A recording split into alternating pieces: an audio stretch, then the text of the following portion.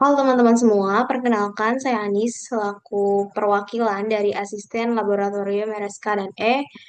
Di sini saya akan memberikan tutorial terkait pengerjaan pengolahan data antropometri untuk keperluan di modul 4 Praktikum Ergonomi 2. Di sini kami menggunakan software Excel dan juga Minitab. Nah, yang pertama yang akan kami lakukan di sini adalah pengujian keseragaman datanya, kemudian kecukupan data dan perhitungan nilai persentil serta uji kenormalan dari data yang kita olah. Pertama-tama yang harus kita lakukan di sini adalah mengambil atau mengisi data dimensi tubuh antropometri yang akan kita olah. Kita definisikan aja di sini sebagai XI, diletakkan di kolom X ini. Selanjutnya adalah kita menghitung nilai XI dikuadratkan. Nilai kolom XI dikuadratkan. Kita copy saja rumusnya untuk keseluruhan data. Selanjutnya adalah kita menghitung rata-rata atau average dari data yang kita miliki. Kemudian kita menghitung selisih data, yaitu XI dikurangi dengan rata-ratanya. Kemudian hasil selisih tersebut kita kuadratkan.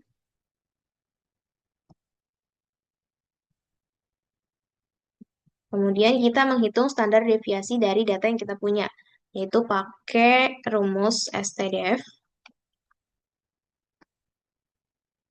Kita blok datanya.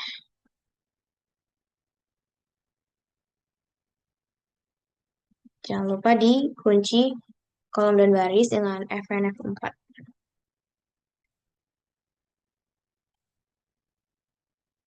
Selanjutnya, kita di sini menghitung nilai BKA, yaitu batas kendali atas, dengan rumus sama dengan rata-rata ditambah 2 kali standar deviasi. Tutup kurung. Hal yang sama kita lakukan untuk yang BKB. Tapi di sini adalah kebalikannya, yaitu dari rata-rata dikurangi, buka kurung, kali standar deviasi, tutup kurung. Sampai sini kita bisa drag buat keseluruhan data.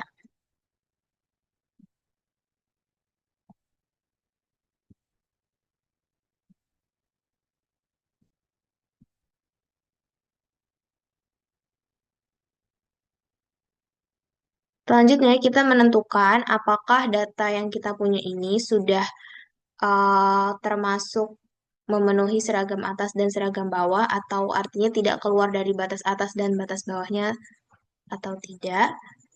Di sini kita pakai logika if. Jika data yang kita punya ini untuk yang seragam atas kurang dari sama dengan batas kendali atas, maka titik 2 atau titik koma, maka kita tampilkan valid, dan jika tidak, maka tidak valid. Oke. Selanjutnya, untuk yang seragam bawah, kita pakai logika if juga. If data yang kita punya lebih besar sama dengan nilai BKB, batas kendali bawah, maka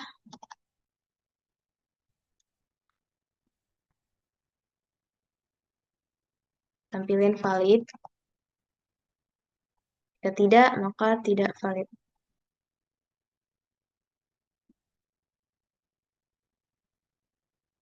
Selanjutnya kita cek untuk keseluruhan data.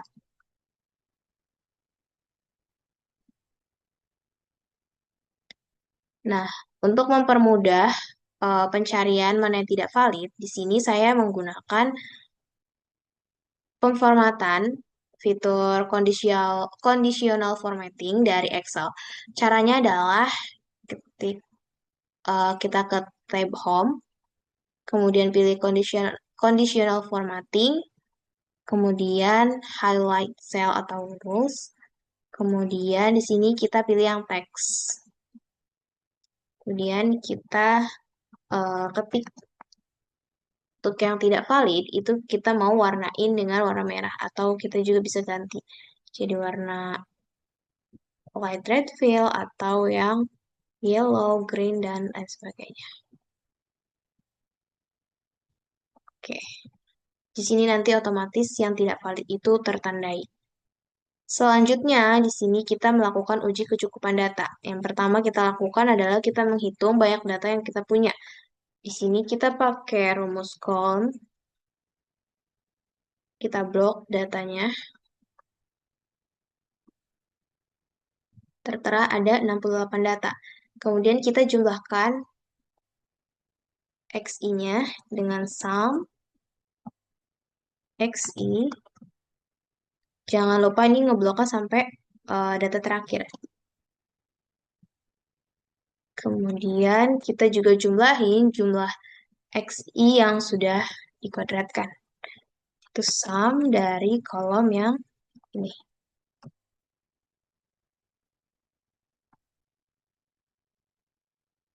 Selanjutnya, kita menghitung jumlah XI dikuadratkan. Kita link saja dari sini, kemudian kita kuadratkan. Selanjutnya, kita menghitung N dikali jumlah XI kuadrat, yaitu N yang ini, kita ngelink, dikali jumlah XI kuadrat yang ini, tutup kurung, dikurangi sama jumlah XI dikuadratkan. Oke, selanjutnya hasil dari perhitungan itu kita akarkan dengan rumus square root. Kemudian hasil akarnya kita kalikan dengan 40. 40 dikali hasil akar yang ini. Kemudian kita hitung hasil akar ini kita bagi dengan jumlah XI. Nah, untuk mencari nilai N aksen atau data yang dibutuhkan untuk kecukupan data itu kita tinggal kuadratkan saja yang ini. Nah, di sini kita bisa tahu bahwa data yang dibutuhkan itu atau N aksen itu ada di 2,72 atau kalau kita round up itu ada di sekitar 3 data. Nah, sebenarnya dari sini kita udah bisa lihat kalau misalkan data yang kita punya itu sudah cukup karena kita bandingin nilai banyak data yang kita punya itu nilai N-nya adalah 68, sedangkan data yang dibutuhin ada di 2,72 atau sekitar 3 data, artinya cukup. Tapi di sini kita bakal uji dengan menggunakan logika if. Jika nilai N aksen ini kurang dari sama dengan nilai N, maka data dikatakan cukup. Apabila tidak, maka tidak cukup.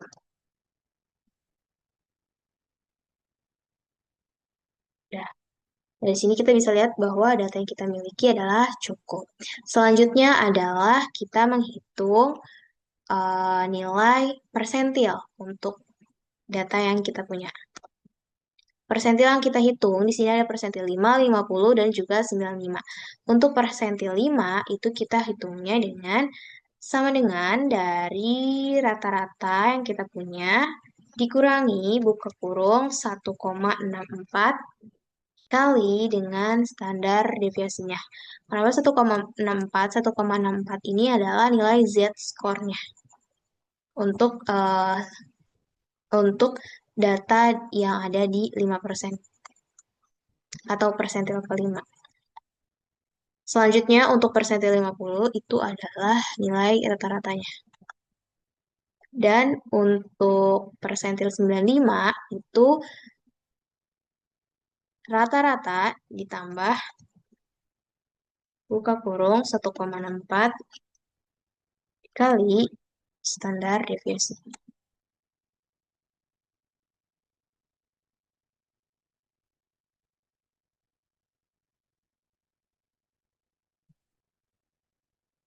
Oke.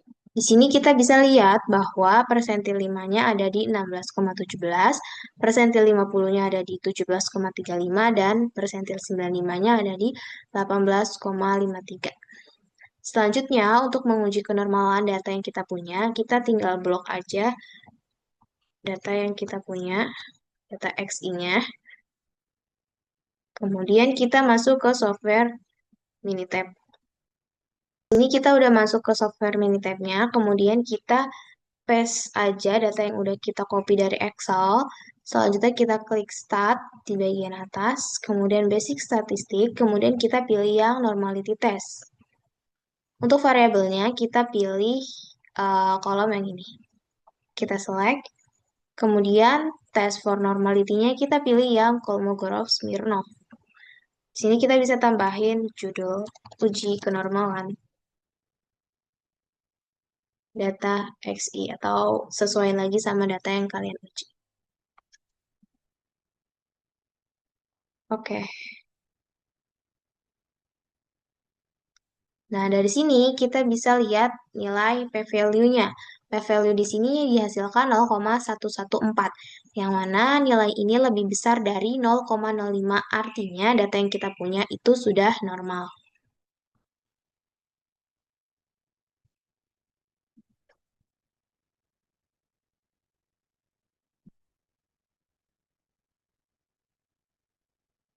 Setelah data kita normal dan juga udah uji kecukupan data, kita lihat data yang kita punya ini ternyata masih ada yang tidak valid.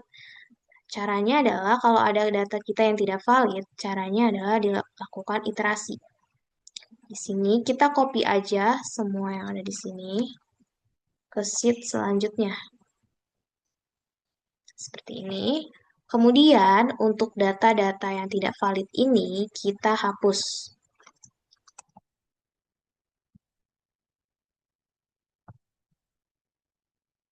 Untuk penghapusannya, kalian bisa dilakukan satu persatu, kemudian dibuat sheet baru, atau sekaligus seperti ini juga tidak masalah. Nah, ini kan untuk yang tidak valid yang baru. Selanjutnya, kita lihat setelah kita menghapus dua data yang tidak valid di awal, itu ternyata datanya masih cukup dan juga masih ada data yang tidak valid. Maka kita lanjutkan ke iterasi selanjutnya.